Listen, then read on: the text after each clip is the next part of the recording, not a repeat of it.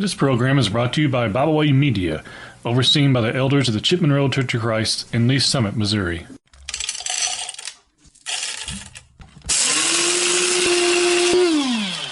Thank you for joining us today here on Coffee with Zach and Russ. Hello again. We do want to welcome you back to Coffee with Zach and Russ. We're continuing and going to finish our lesson looking at the remembering the Lord in your youth. In the previous lessons, we looked at the need for spirituality in our youth. We looked at remove sorrow and evil from your youth. In the last lesson today, we'll be looking at the simple and maybe the more direct idea of looking at remembering God in your youth. In Ecclesiastes chapter 12 and verse 1, the Bible says, "Remember now your Creator in the days of your youth, before the difficult days come, and the years draw near when you say, I have no pleasure in them." You know, there's a lot of things, especially when you're younger, but I think really any time in life that can distract us from what is important. And so we're reminded here to remember God always. Now think about it this way as well. I've said before that any plans that we make need to make sure we consider God. You know, we talk about things like simple as vacation. Well, do we consider where we're going to attend services at and things of that nature?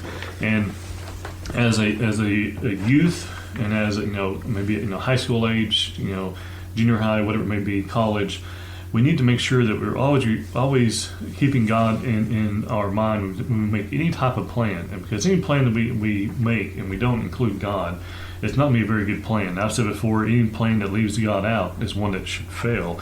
And so we always want to remember God in our youth, and all times, not just in our youth. And I have here, serving God is not just for the elderly. And I wrote this lesson years ago, and there are those who you kind of have both problems on both sides of the age spectrum here. You have those who are younger who think it's the older who need to take care of things. And you have those who are older who think, well, the young folks need to take care of things. I remember one time I asked I asked him more than once if he would lead a prayer and stuff like that and the service. And he said, well, you have these young people here, they can do it. And what was interesting, we really didn't have that many people there. And I really didn't see why he said that every single time I asked him, so we just stopped asking him. But anyway, I'm going to stop there and let Brother Zach had anything he'd like as we continue looking at this idea of remembering the Lord in your youth. Well, you have on here that, serving God is not just for the elderly. And, I appreciate that point so much because, sometimes if we're not careful, we focus on maybe older members and, people of a certain age group. And we sometimes think that, youth can't do certain things for God. But I'm reminded, and I'm sure as well of you are, of several men in the Bible who were able to serve God in their youth. A couple that just come to mind, I think about Josiah. He was just 8 years old when he first came to the throne. And as he progresses in his maturity, as he progresses with his walk in Christ, he goes on to become one of the greatest kings that the southern kingdom of Judah ever had as far as walking in righteousness. And it's interesting. I'll give a little shameless plug here. I teach the books of Ezekiel and Daniel with OABS. And as you study the book of Daniel, Daniel's life is amazing to me because he's going to be one that is going to help others along the way. But when you study the life of Daniel, he would have been born when Josiah was king. And so there is Josiah, who was serving God from his youth, and the influence that he has on others eventually, like Daniel, who we'll look at later, who will have influence, on others as well. And so just because someone is young does not mean that they cannot serve God. Just because someone is young does not mean that they can't obey God. That sometimes there's this mindset that, you're just too young or you just don't understand. But we have examples of individuals who at a young age knew what they needed to be doing. And of course, no greater example in my mind is, Jesus himself. You look there in Luke chapter number 2. And of course, here in Luke chapter number 2, this is when, of course, Mary and Joseph and Jesus, they had to go to be taxed. And so Verse number 4, it says, they went up out of Galilee, out of the city of Nazareth into Judea to the city of David. So they'd gone to Bethlehem there, verse number 4. And so they were going to be taxed. And of course, that's where Jesus is going to be born. But you get a little bit later in the chapter when Jesus is 12 years old. I'll get to the right verses here in a minute. And the point that I'll make, will make more sense. You get little bit later when Jesus is 12 years old, they go back to Jerusalem. And of course, they're returning home, and Mary and Joseph, they don't know where Jesus is. And of course, they go back to Jerusalem and they find Jesus, and he's in the temple. They're asking him, verse number 48, they saw him, they were amazed. And his mother said unto him, Son, why hast thou dealt with us? Behold, thy father and I have sought thee sorrowing. Now, notice Jesus' response at just 12 years old. How is it that ye sought me? Wist ye not that I must be about my Father's business? So even at 12 years old, Jesus understood that even in his youth, what could he do?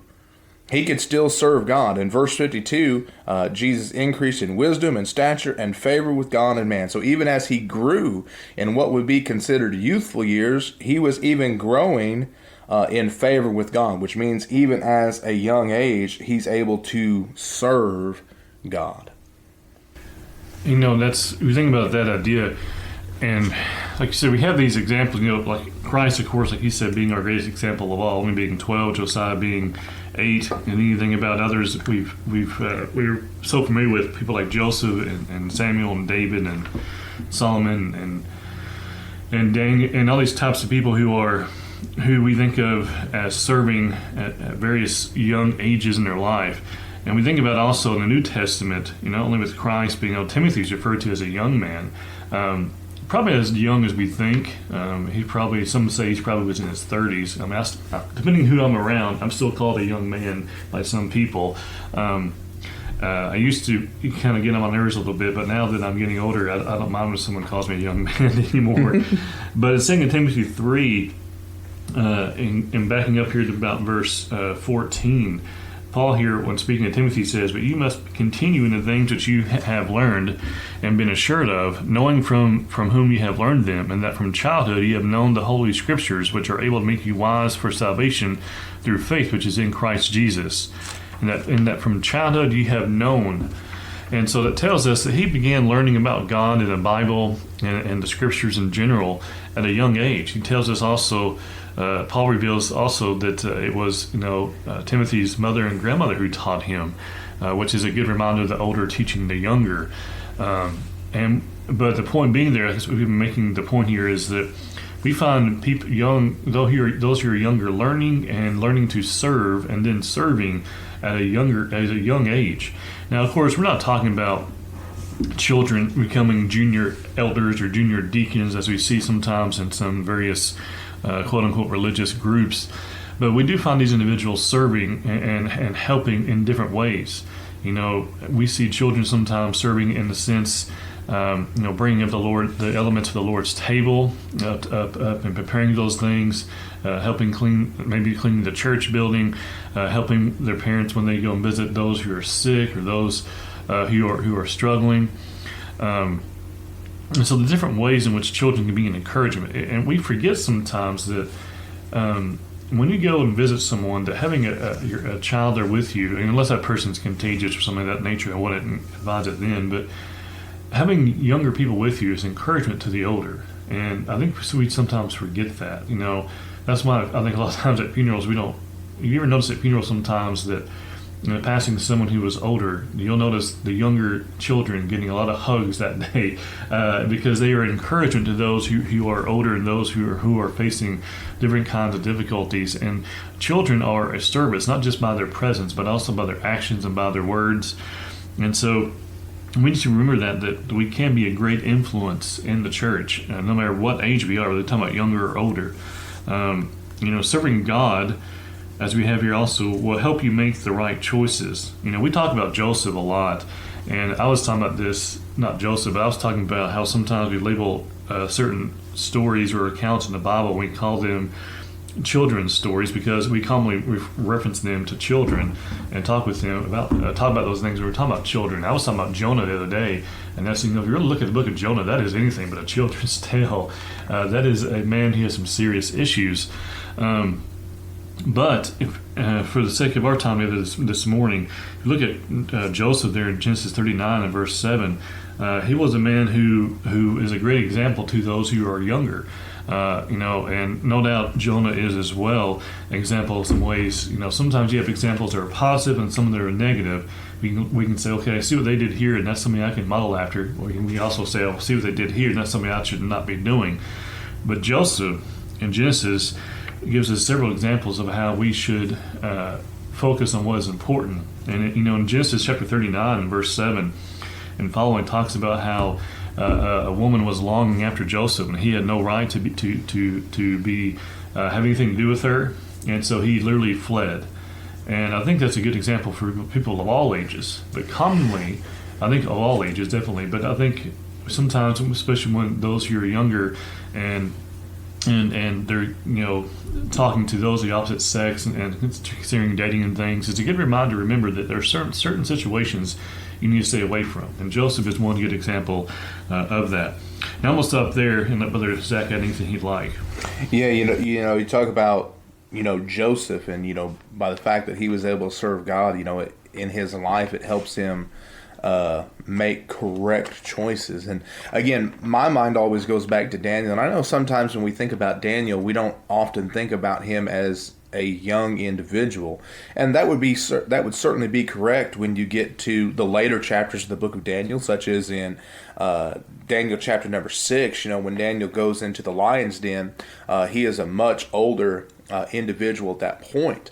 But when you consider how the book of Daniel opens in Daniel chapter number 1, as Nebuchadnezzar is coming against Jerusalem, you see there in Daniel chapter 1 in verse number 1, and then in verse number 3, the king spake and to the master of the eunuchs that he should bring certain of the children of Israel and of the king's seed and of the princes. And no, verse 4, it makes mention children. And so when he goes and he's getting children. He's getting younger individuals. And of course, amongst that, you have verse number 6, you have Daniel, you have Hananiah, Mishael, and Azariah. And so these individuals are young.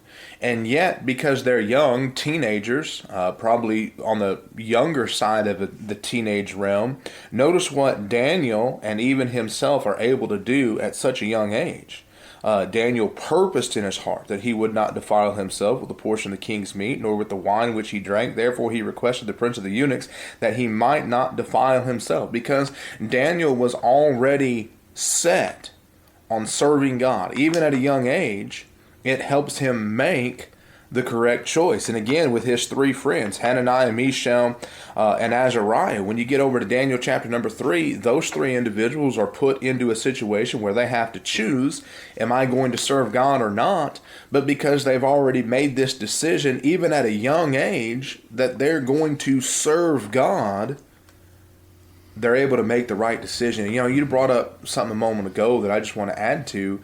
Sometimes children can help serve the Lord, sometimes in ways that we may not think about, but to them, it makes all the difference in the world. At Olathe, we've got a couple of kids that at the end of Sunday evening service, they'll go grab the communion trays off the table, and they'll take them downstairs and they'll throw them away and they'll clean them up. And, to me as an adult, I understand that that's something that has to get done, but that's not on the top of my list of things to do.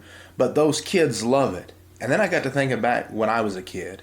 When I was a kid, I did the same thing. I would go and would get those trays and would take them downstairs. And it's just the idea of serving God. And, we as parents and grandparents and members of the church, when we see children wanting to serve God in that way, instead of discouraging it because, they may drop the tray and spill the grape juice. Mm-hmm. No, we need to encourage it, because the grape juice can be cleaned up. But if you quench that fire for that child wanting to serve God, you may have trouble igniting it once again. And so we need to encourage the youth that want to serve God. Yeah, and like you said, we may inadvertently definitely dampen someone's spirits, or like you said, put out their fire at least for a time, but we're not careful. And I'm always glad, like you said, when we see children helping out in those ways, especially here at Chittenden, because that means I don't have to carry it downstairs, not because I'm unwilling to do so, but it's nice to see them do it. And if someone makes a mess, I don't want it to be me.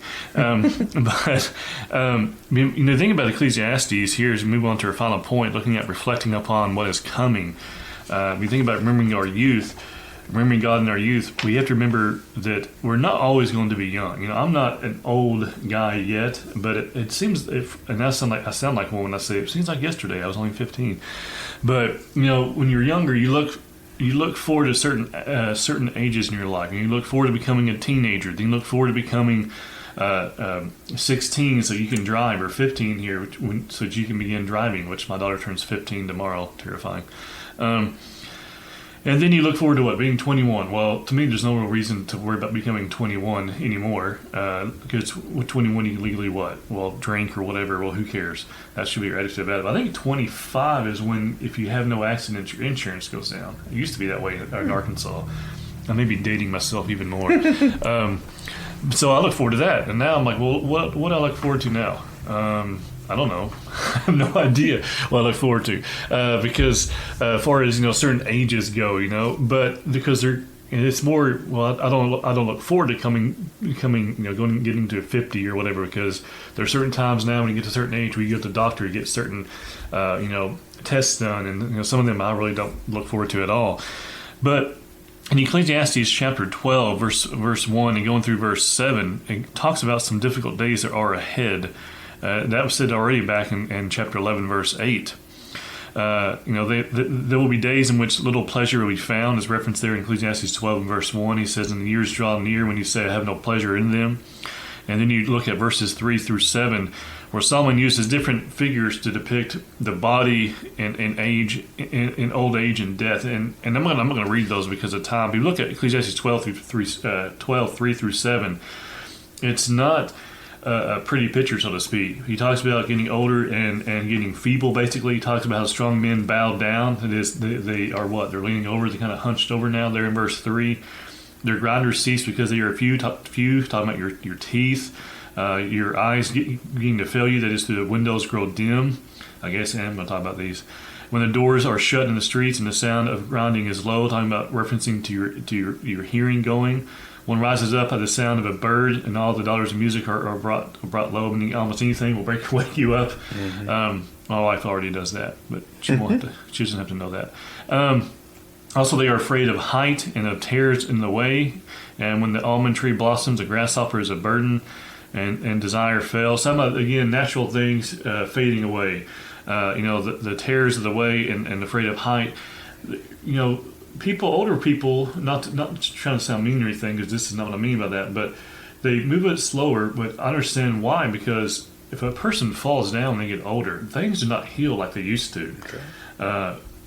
Here at Chittenden, we have stairs to go down to where we had our fellowship meal. Well, they're talking about now moving that over here to this building, because there are no stairs, and there's actually a ramp for those who maybe have a wheelchair or something. For the purpose, because it's easier to get them in here and still be involved in that, and less chance of them getting hurt. Which is something you don't think a whole lot about when we're younger. But again, 3 through 7, it's all about, time changes. And then we get down here to verse 7. He says, "Then the dust will return to the earth as it was, and the spirit will return to God who gave it." Talking about the end of life, right? And we think, especially when we're younger, we think, boy, well, that's a long way off. We also have no idea.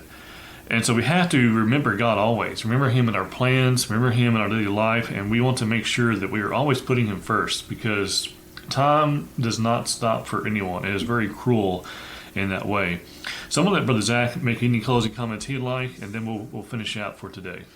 Yeah, the description that Solomon, is giving there in Ecclesiastes chapter 12, sometimes, we read that, I start thinking about it at, my age, when I was, 18, that description may not have been as terrifying, but, you get a little older and some of those things are like, yeah, okay. And then, I reflect on my grandparents. I'm like, I see that. I remember how they went through those things. But it's important to remember that Solomon is not penning those things to scare us, to frighten us, but really to cause us to think, to cause us to reflect upon our lives. And I'm mindful of what Paul would write to Titus in Titus chapter number 2, specifically verses 6 through 8, as he talks about young men likewise exhort to be sober-minded in all things, showing thyself a pattern of good works, and doctrine showing uncorruptness, gravity, sincerity, sound speech that cannot be condemned, that he that is of the contrary part may be ashamed, having no evil thing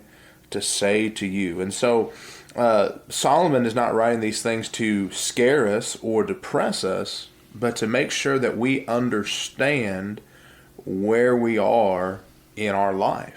So we understand the seriousness of where we are with our life. And, I would just add this, because, there are, earlier we said, serving God is not just for the elderly. But one thing we have to realize is sometimes it gets to the point where the elderly aren't able to do what they once were. There's a gentleman where we attend. I won't say his name. He probably won't ever listen to this. But years ago, he used to lead prayers. He used to wait on the Lord's table. He used to do a lot of things in service to God. He doesn't do those things anymore, not because he doesn't want to, but because he's afraid of falling while walking to the front. And, he made a request, some time ago, not that he doesn't want to serve God, but it's just his body does not allow him to serve God as it once did.